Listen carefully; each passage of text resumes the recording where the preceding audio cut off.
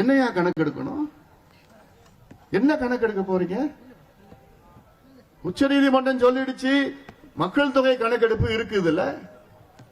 நான் ஒரு கேள்வி கேட்கிறேன். 20% எம்பிசி அதுல எப்படி கொடுத்தாங்க? ஐயா போராடினாரு.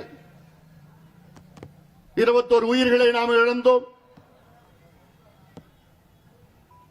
லட்சக்கணக்கான மக்கள் நம் சொந்தங்கள் சிறைக்கு சென்றார்கள். அதனால்தான் 20 விழுக்காடு வந்தது.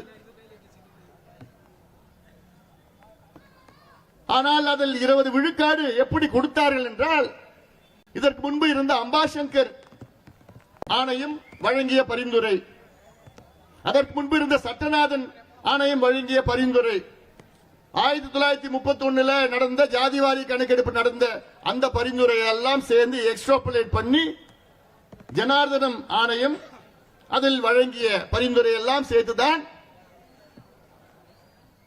உள்ஒதுக்கீடு கொடுத்தாங்க. 20 விழுக்காடு அதற்கு முன்பு கொடுத்தார்கள்.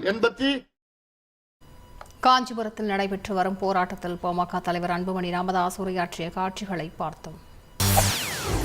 செய்திகளை உடனுக்குடன் தெரிந்து கொள்ள உடனே சப்ஸ்கிரைப் பண்ணுங்க.